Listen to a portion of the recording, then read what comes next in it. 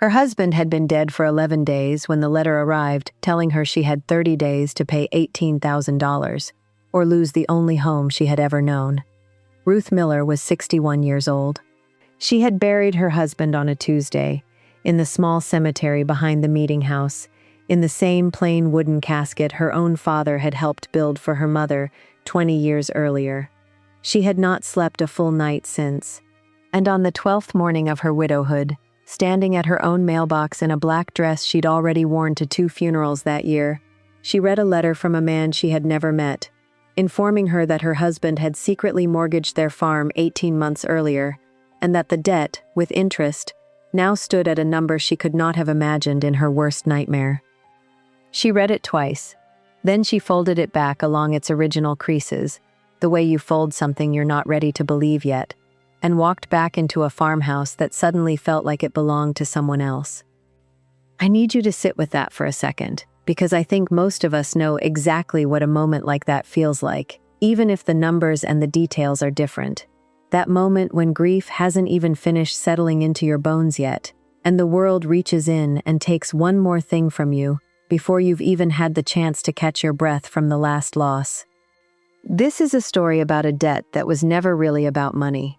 It's a story about a mother and the son she hadn't spoken to in 8 years, and about what it takes for 2 stubborn, wounded people to finally choose each other again, when everything else has already been taken away. If you've ever loved someone and let pride keep you from picking up the phone, if you've ever wondered whether it's too late to go home, I think this story is going to sit with you the way it sat with me. Stay through to the end.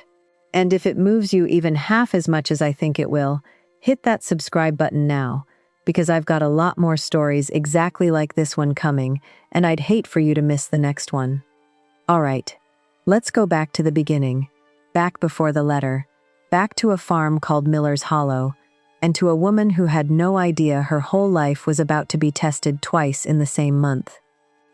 Miller's Hollow sat on 86 acres of Pennsylvania farmland, 4 generations deep in the same family, the kind of land that had soaked up so much sweat and prayer over the years that the local Amish community half-joked the soil there grew better corn out of pure stubbornness alone.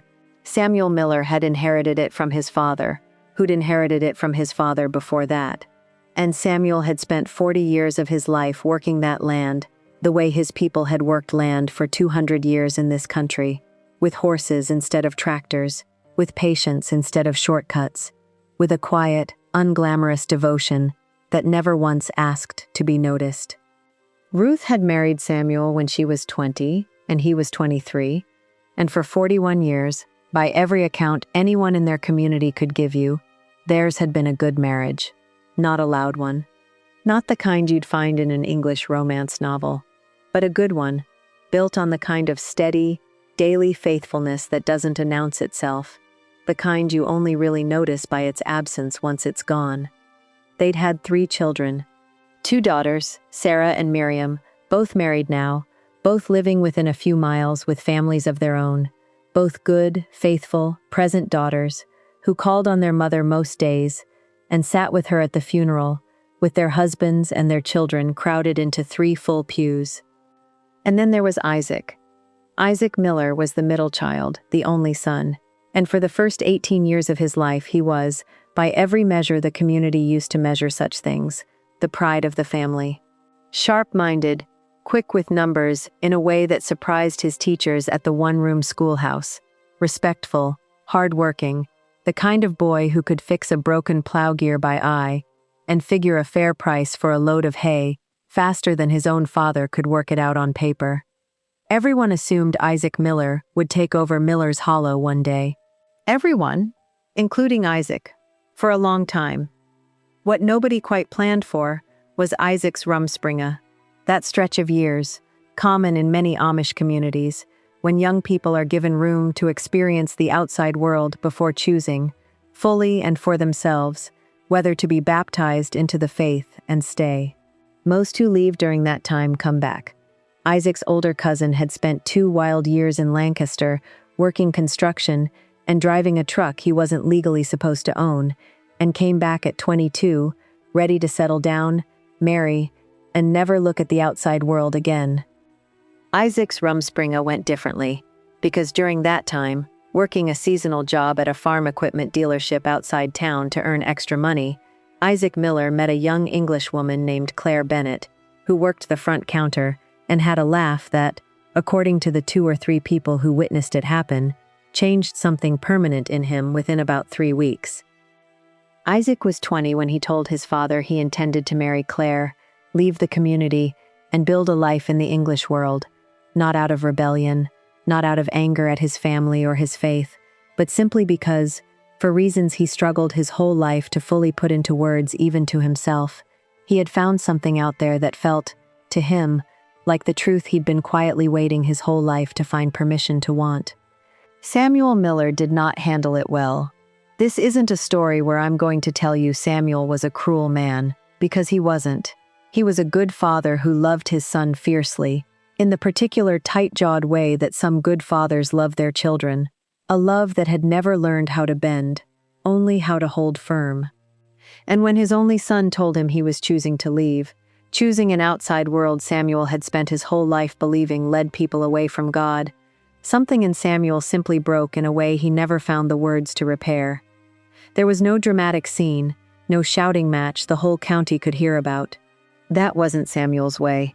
What happened instead was quieter and, in its own way, far more devastating. Samuel simply stopped speaking Isaac's name at the dinner table. He stopped asking after him. When Isaac came by the farm 2 weeks after that conversation to collect the last of his belongings, Samuel was in the north field and did not come in. Ruth stood in the doorway that day and watched her son load a duffel bag into a car that belonged to a woman he loved and she had never met. And she did the only thing her husband's silence allowed her room to do. She hugged him, told him she loved him, and asked him, quietly, to please write. Isaac wrote for the first year.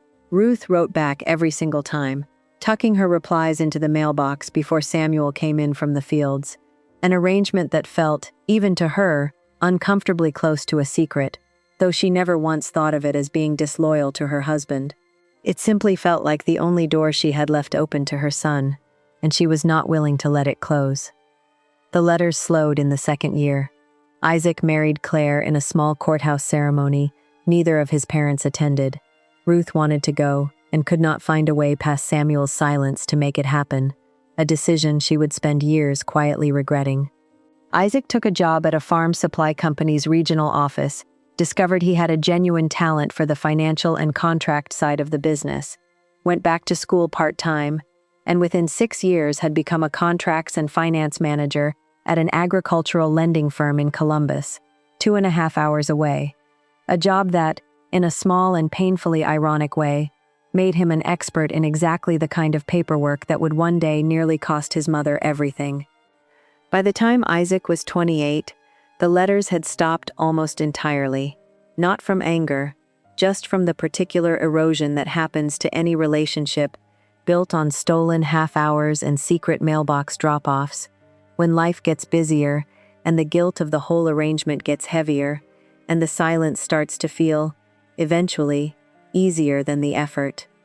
Ruth told herself, most days, that Isaac was happy, that he had built a good life, and that a mother's job sometimes is simply to love someone quietly from a distance and trust that the door stays open even when nobody's walking through it. She did not know, because Samuel never told her, and likely never fully understood himself, just how much he had also quietly grieved his son every single day for 8 years. Grief, for a man like Samuel, didn't look like tears. It looked like working harder. It looked like taking on more of the farm's burden himself rather than hiring the outside help they'd always used during hard seasons, because some tight, wordless part of him felt that leaning on his son's absence for an excuse would somehow be a betrayal of the son he'd lost. Which brings us, finally, to the drought. 3 years before Samuel's death, a brutal 2-summer drought hit that part of Pennsylvania, the kind old-timers still talk about at gatherings the way people talk about a war they survived. Miller's Hollow, like every farm around it, lost the better part of 2 harvests. Samuel, prideful and quietly desperate, and unwilling to ask his community for the kind of help that would require him to admit how badly he was struggling, made a decision he told no one about. Not the ministers, not his daughters, and most critically, not Ruth. He went to a lending office in town, a place called Whitfield Agricultural Finance, run by a smooth, well-dressed man named Gerald Whitfield who specialized, though Samuel didn't fully understand this at the time, in short-term, high-interest loans to farmers in crisis, loans built on terms that read, on paper, far more reasonable than they actually were, buried under language a lifetime farmer with an 8th-grade education had no real way of fully parsing. Samuel borrowed $12,000 against Miller's Hollow to get through the drought, signed papers he read only once, in a hurry, embarrassed to be there at all, and told himself he'd pay it back within 18 months, once the harvests recovered, the way any reasonable debt gets paid back. What he did not understand, what Gerald Whitfield had structured very carefully so that most of his clients did not understand, was that the loan carried a compounding interest structure and a balloon payment clause that would, if not paid off in full by a specific date, cause the total owed to nearly double, and would give Whitfield Agricultural Finance the legal right to place a lien on the property itself. Samuel made small payments when he could over the following 2 years, believing he was chipping away at the debt the way you'd chip away at any honest loan. He had no idea that the structure of the loan meant those payments were barely touching the compounding interest, let alone the principal. He never told Ruth any of this, not because he didn't trust her, but because Samuel Miller's entire understanding of what it meant to be a good husband and provider had no room in it for the sentence, "I made a mistake I don't know how to fix," and every week that passed made that sentence harder to say out loud. He died on an ordinary Thursday in March, in the barn, of a heart attack the doctor said had likely been building for years, the kind that gives almost no warning at all. Ruth found him herself, kneeling beside their oldest horse, in the particular late afternoon light that she would spend the rest of her life unable to see without her chest tightening. She buried her husband not knowing that 11 days later, a letter from Whitfield Agricultural Finance, triggered automatically by county records now showing the property owner deceased, was already on its way, informing her that the balloon payment clause on a loan she'd never known existed had just come due in full, and that she had 30 days to pay $18,000, or the lien would be enforced and Miller's Hollow would go to auction. I want you to imagine for a moment what that morning at the mailbox must have actually felt like. Not just the number, the betrayal folded inside it.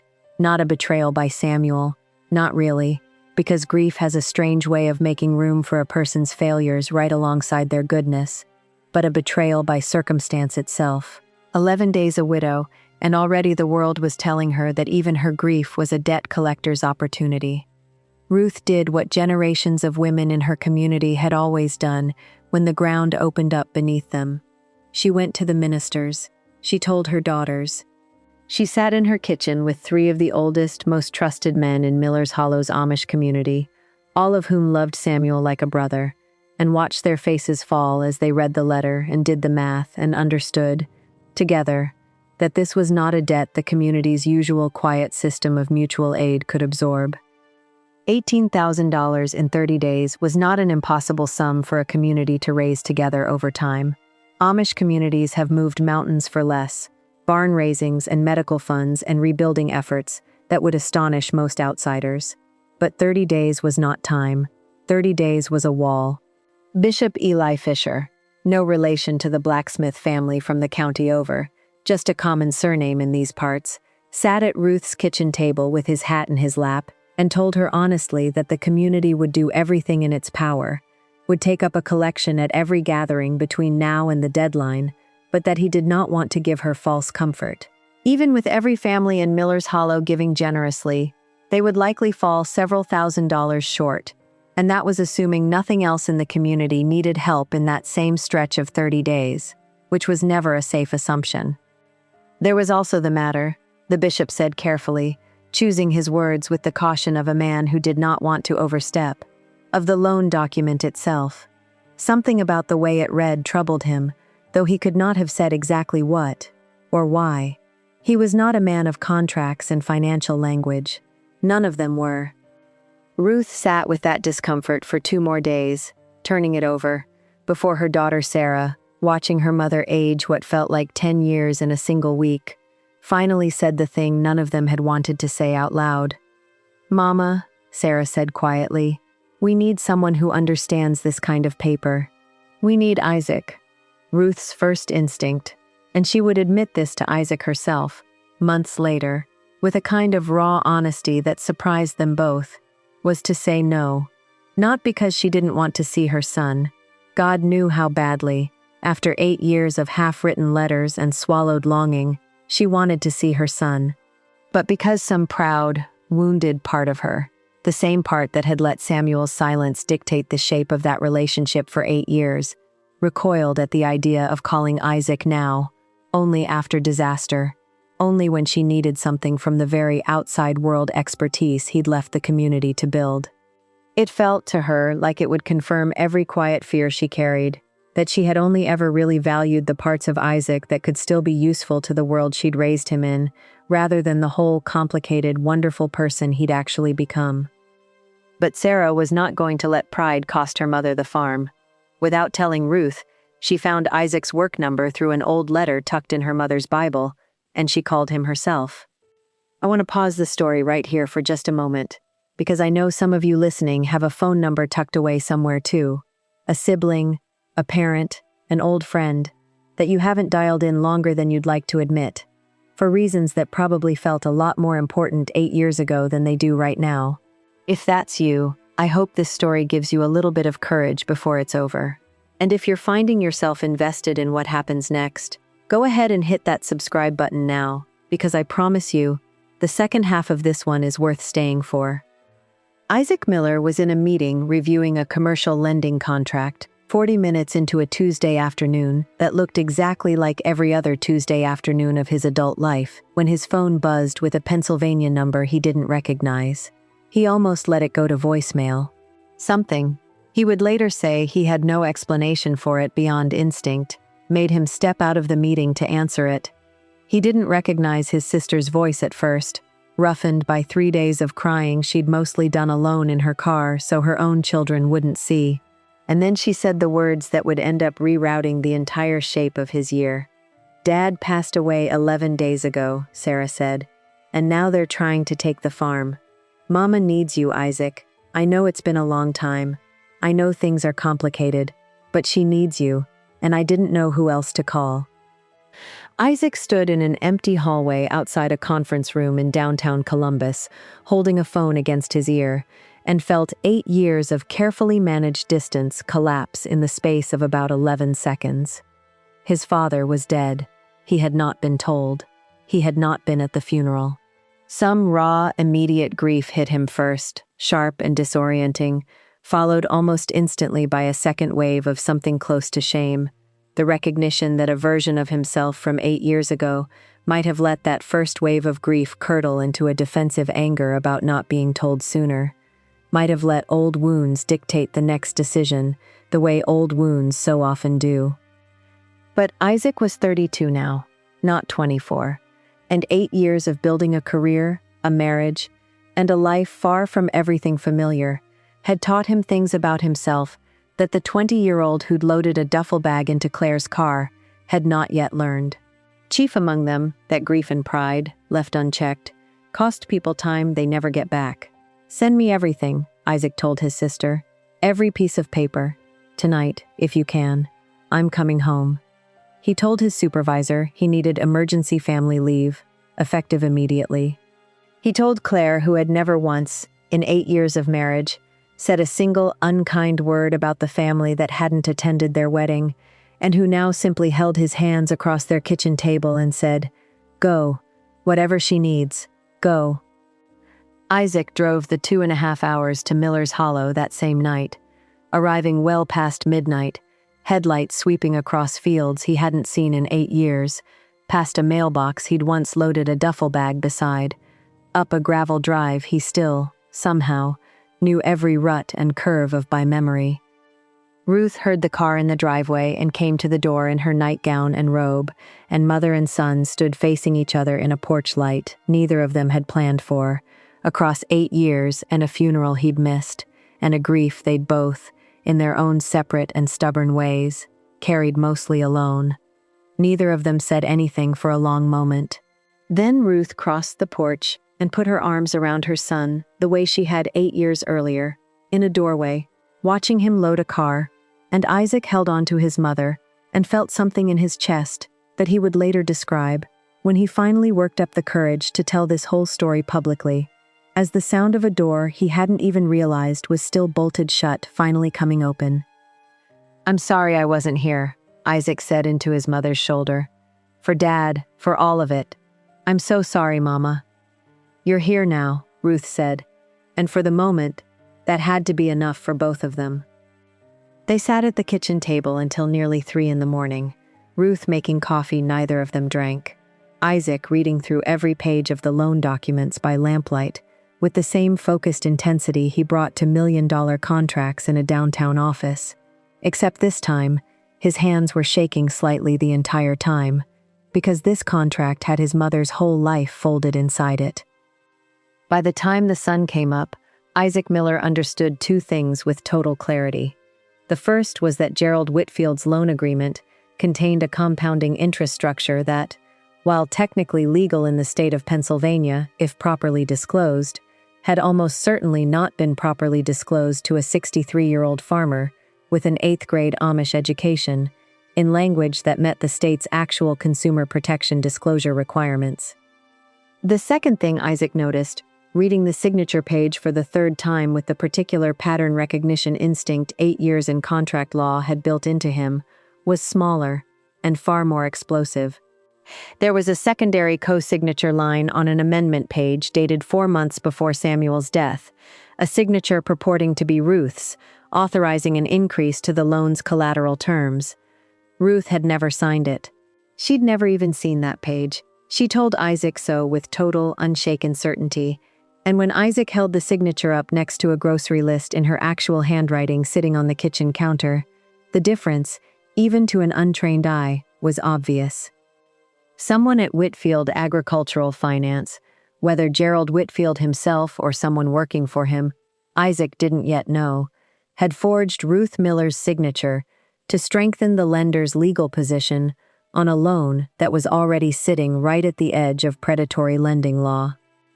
Isaac sat back in his chair as the sun rose over fields he'd once walked as a boy and felt something settle into place inside him that had nothing to do with anger and everything to do with purpose. For 8 years, he had built a career out of understanding exactly this kind of document, exactly this kind of quiet, technical exploitation of people who trusted a signature more than they questioned it. He had never once imagined that career would end up being the very thing that saved his mother's home. "Mama," he said, sliding the forged page across the table toward her, "this isn't just a debt we're behind on. This is fraud, and I know exactly how to prove it." What followed over the next 19 days was, by Isaac's own later account, the hardest and most purposeful work of his professional life. He took a full leave from his firm. He moved back into his childhood bedroom, sleeping under a quilt his mother had made him at 14, and worked 18-hour days building a case, calling in favors from 2 colleagues who specialized in consumer lending litigation, tracking down a handwriting expert willing to examine the signature on short notice, and requesting Whitfield Agricultural Finance's full lending records through a formal legal demand that made Gerald Whitfield's office call Ruth's home phone 3 times in a single afternoon, increasingly less smooth each time. He also did something else, something that mattered just as much to Ruth as any legal maneuver, though it took her weeks to fully articulate why. Every evening, no matter how late he'd been working, Isaac sat with his mother at the kitchen table and simply talked with her. About the 8 lost years, about Claire, about the daughter Isaac and Claire were expecting in the spring that Ruth hadn't even known about until that first long night, about Samuel, about grief, about all the things 8 years of half-finished letters had never had room enough to hold. Ruth met her daughter-in-law for the first time on the 11th day, when Claire drove up from Columbus for a weekend, visibly nervous, carrying a pie she'd baked herself, because Isaac had told her, only half joking, That pie was the only diplomatic currency that mattered in Miller's Hollow. Ruth took one look at the careful, anxious young woman standing on her porch, took the pie from her hands, and pulled her into a hug that lasted a good deal longer than either of them expected. "I should have met you 8 years ago," Ruth told her simply. "I'm glad I'm meeting you now." On the 26th day, 4 days before the deadline, Isaac Miller walked into Gerald Whitfield's office in a suit he'd borrowed from his old college roommate, laid a folder on the desk containing a forensic handwriting analysis, a formal notice of intent to file for predatory lending violations and forgery with the State Attorney General's Consumer Protection Division, and a detailed accounting of every other Whitfield agricultural finance loan issued to Amish and elderly farmers in the county over the previous 6 years, 22 of them, Isaac had found, all carrying suspiciously similar compounding structures. Gerald Whitfield, who had built a comfortable business for years on the assumption that his clients would never have the resources, the legal literacy, or the willingness to fight back, looked at the folder, looked at the man across the desk from him, and understood within about 4 minutes that he was no longer dealing with a grieving Amish widow who didn't know how to read fine print. He was dealing with a contracts attorney who had grown up on the very land Whitfield was trying to take, who knew every field and fence post of it by heart, and who had absolutely nothing left to lose in making this fight as public and as costly as the law would allow. The settlement came together in 9 days. Whitfield Agricultural Finance agreed to void the loan entirely, forgive the full $18,000, cover Ruth's legal costs, and, at Isaac's specific insistence, a condition he refused to negotiate on, issue a formal, documented review of every other outstanding loan the company held with elderly or Amish clients in the county, under threat of the full case being referred to the State Attorney General if they refused. 6 other families in the surrounding Amish and Mennonite communities, families who'd quietly assumed their own confusing debts were simply the price of hard times, had their loans corrected or forgiven in the weeks that followed. Ruth Miller's fight to save Miller's Hollow ended up saving people she'd never even met. Bishop Eli Fisher stood in Ruth's kitchen the day the settlement was finalized, the same kitchen table where he'd once had to tell her, gently, that the community likely couldn't raise enough to save her, and said something Ruth would carry with her for the rest of her life. "I told you we might fall short," he said. "I didn't know God had already sent the answer 8 years ago, and we just hadn't been paying attention." Isaac stayed at Miller's Hollow through the following spring. He helped his mother plant that year's harvest himself, alongside his brothers-in-law, working land he hadn't touched with his own hands in nearly a decade, and something in that slow, sweaty, unglamorous work of turning soil seemed to settle a part of him that 8 years of downtown conference rooms never had. He did not rejoin the Amish church. That door, both he and his mother understood, without needing to say it aloud, had closed for good the day he chose Claire, and neither of them wished to pretend otherwise. But the door between mother and son, the one that had stood ajar for 8 quiet, aching years on nothing but a handful of secretive letters, was now standing fully open, and both of them intended to keep it that way for whatever years they had left. Claire and Isaac's daughter was born that April, and Ruth Miller held her first grandchild from her son in the same farmhouse kitchen where, 11 days into her widowhood, she had once read a letter that told her she was about to lose everything. She rocked the baby by the same window Samuel used to look out of every morning before heading to the barn, and she thought, not for the first time that year, that grief and grace have a strange way of arriving through the very same door. If there's one thing I hope you take away from Ruth and Isaac's story, it's this. Pride is a slow thief. It doesn't take everything from you all at once. It takes it quietly, one unmade phone call at a time, one unspoken apology at a time, until suddenly 8 years have passed, and you're standing in a driveway at midnight, wondering if it's too late to say the things you should have said years ago. It is very rarely too late. Ruth and Isaac's story is proof of that. Sometimes it just takes a crisis to remind 2 stubborn people that the love never actually left. It was just waiting, patiently, for someone to finally open the door. If this story found its way into your heart tonight the way I hope it did, do 3 things for me before you go. Hit like, because it truly helps stories like this reach the people who need them most.